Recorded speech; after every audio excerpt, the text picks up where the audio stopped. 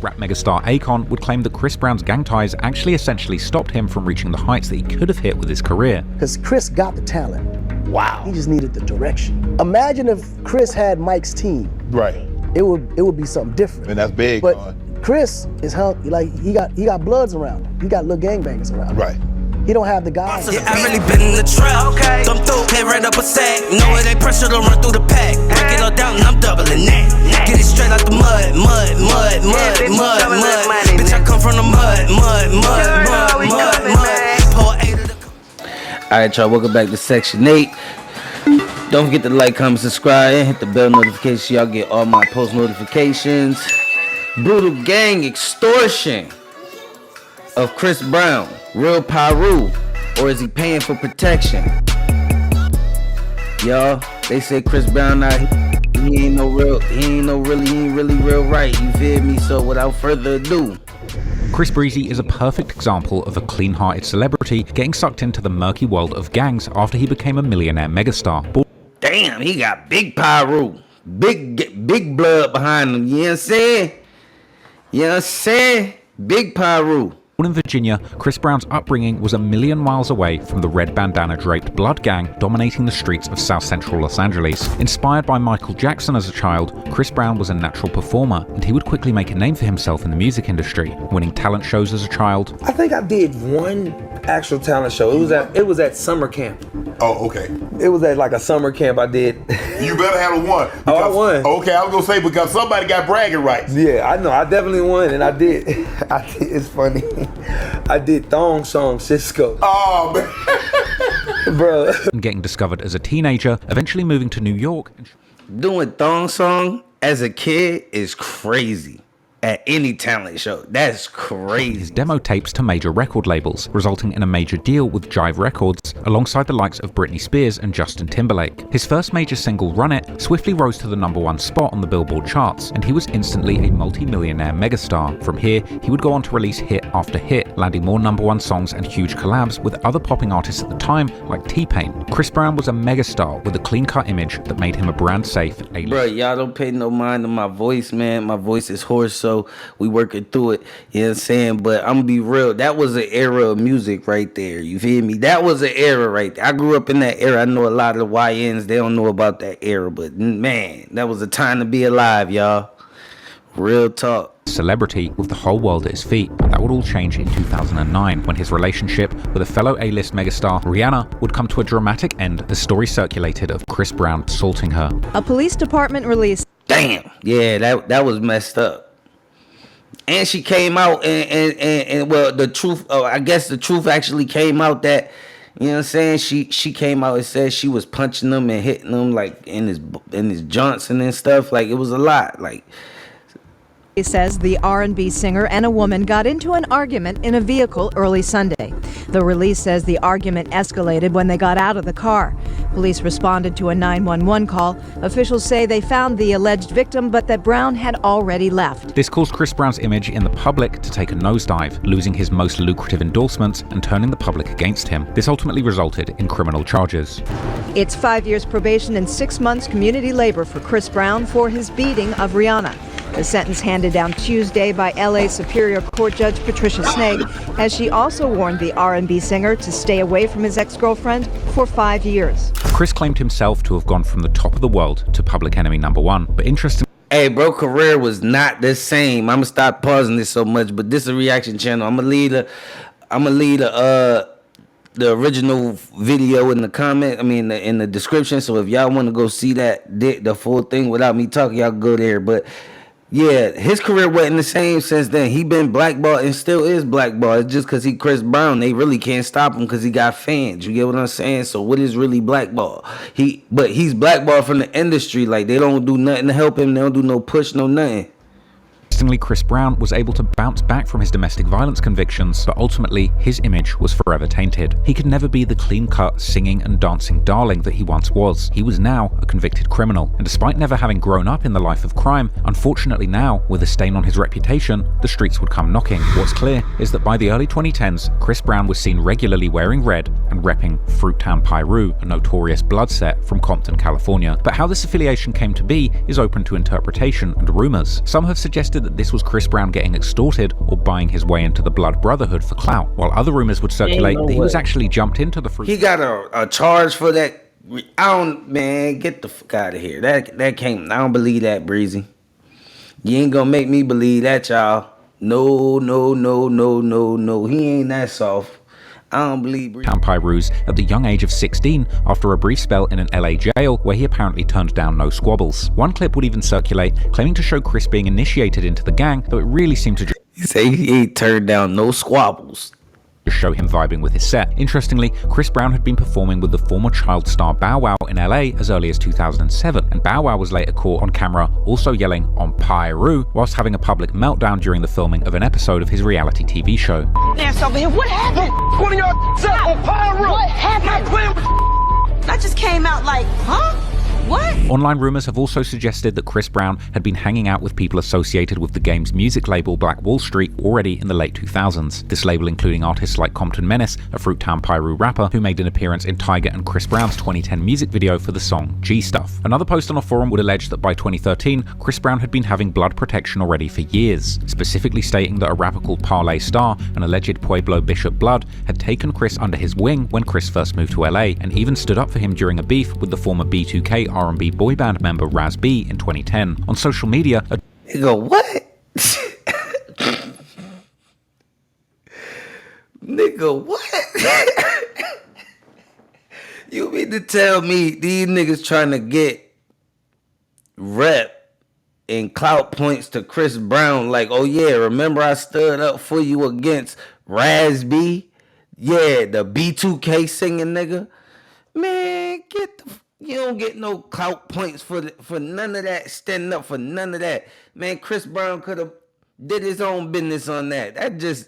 That's an extortion move. I ain't gonna lie, that's an extortion move if I don't know one. And if Chris Brown fell for that and feel like nigga took you under the wing after that, well, you stupid. Twitter user would mention as early as 2011 that Chris Brown owed his life to Parlay and was paying him for protection, and people on Twitter would also take note of Chris Brown's 2011 song Last, where he raps how he's from Virginia but represents the Pyrus. The media would eventually take note too, like Spin Magazine, who would report in June 2012 how Chris Brown had allegedly been throwing up blood gang signs during his violent brawl with Drake at a club in New York City. Soon, gossip outlets like TMZ would also run articles seemingly shocked about footage of Chris Brown throwing up gang signs in the club. Chris was apparently even caught spray painting Fruits Pyru onto a wall in Hawaii of all places while on vacation. There were rumors that CB's gang affiliations were actually putting him in danger at this point, with TMZ also capturing Breezy getting pressed by some LA Crips while exiting a club in 2013.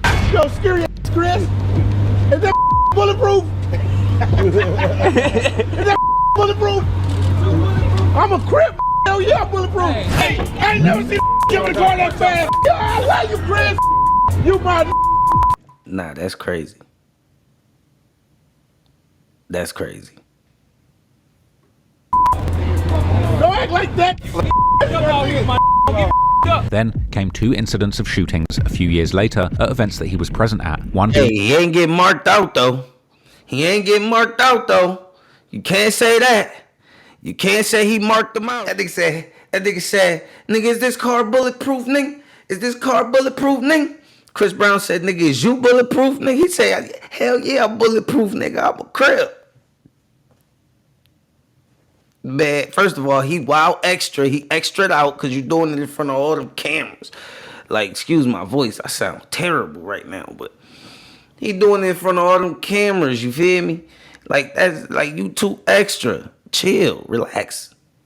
It's mad cameras. You ain't about to do nothing. So if anything, you really just being internet right now. That's all. being a concert in San Jose where 5 people were shot, and another, a pre-VMA party, the latter resulting in fellow Notorious industry blood Suge Knight actually getting hit by gunfire, as well as an innocent 19-year-old model. The Bloods around Chris Brown would use his connections to get all the way into his inner circle and business endeavors too. A 2017 clip would circulate showing a large group of menacing-looking Bloods that had apparently accompanied Chris backstage to a professional movie set, with Chris Brown throwing up gang signs and the Bloods eating their way through the catering tray. Hello, we in here. We in here. Yeah, he count money. He busy right now. Whitney Kenny. Hey, you know they said Nick Kenny was like, oh man, I ain't about to put that man out there like that. You feel me? I ain't about to do that. But wow, that's crazy. They got Nick Cannon and that motherfucker. They looking real nigga-ish at a goddamn movie, at a movie set. That's crazy. Hey, they real extra out. These niggas be extra out. Signs, and the Bloods eating their way through the catering tray. Hello. We in here. We in here. He count money. He busy right now. Big movie. They got me in already tonight.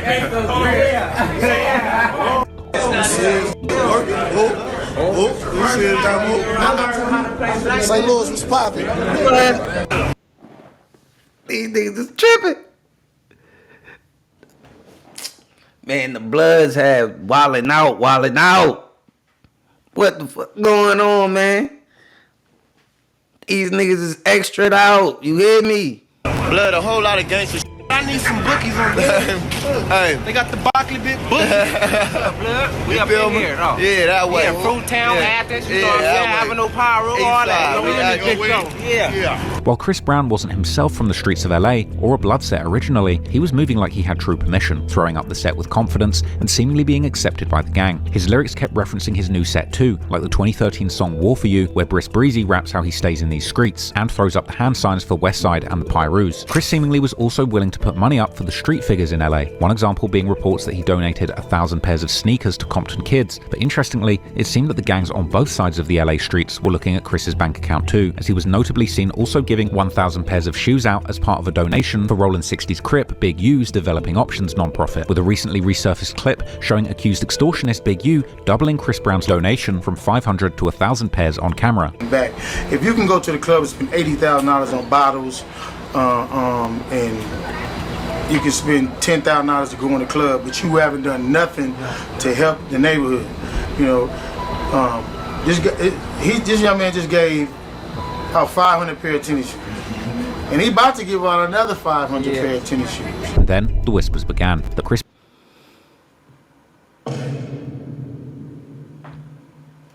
This nigga here is sad. God damn.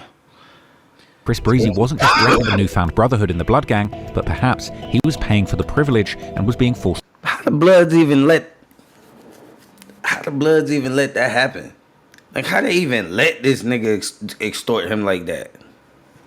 That's crazy. To contribute to the streets for his ongoing safety. Charlemagne the God would claim in a Vlad TV interview that Chris Brown was actually being extorted financially for his Blood affiliations. It makes no sense. Now you just out here getting extorted. You in LA getting extorted.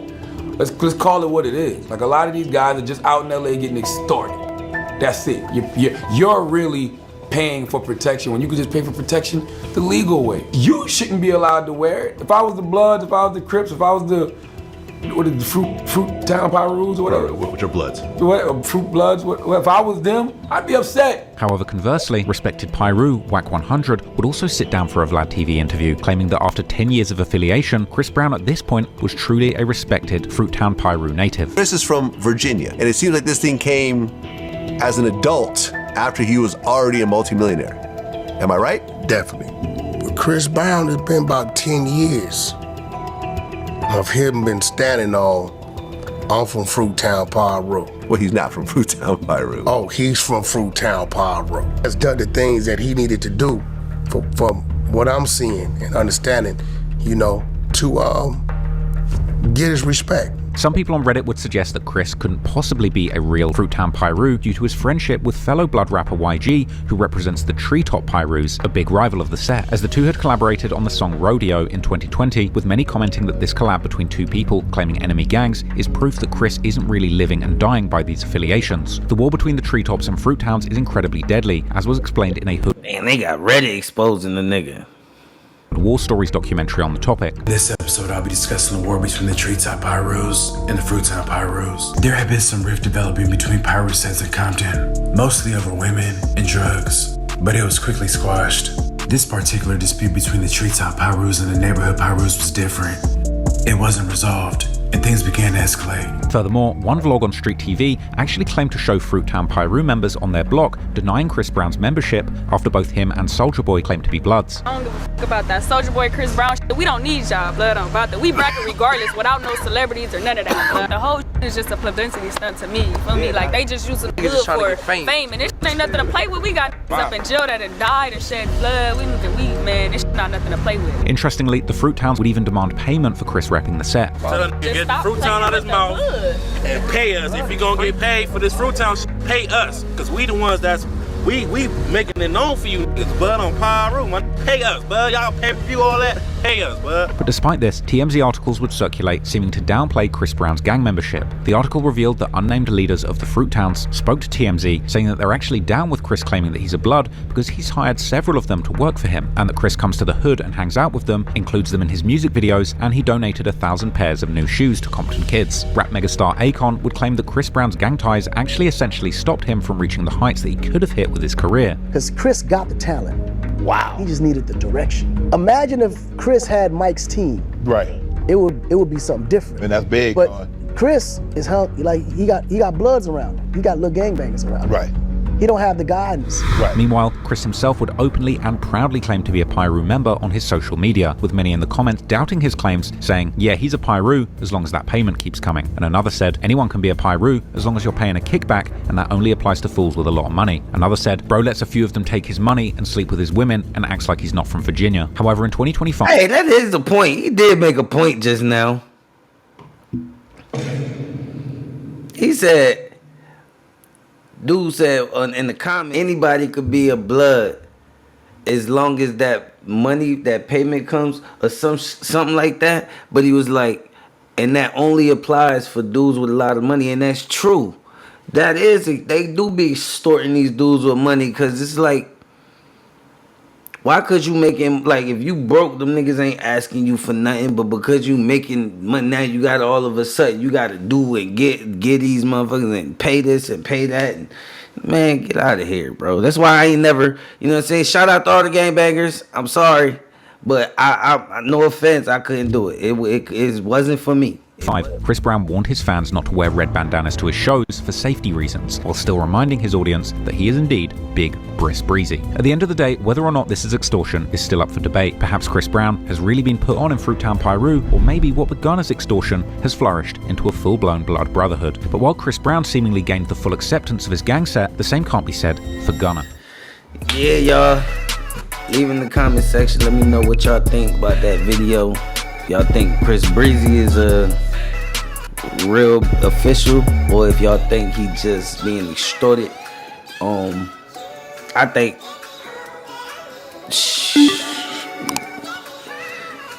I think he being extorted, man. Even Tekashi was, you know what I'm saying? You feel me? It is what it is. But tell me what y'all think about this video. Don't forget to like, comment, subscribe. Till next time, I'm out. Yeah, I really been in the trap. Come through, pay right up a sack. No, it ain't pressure to run through the pack.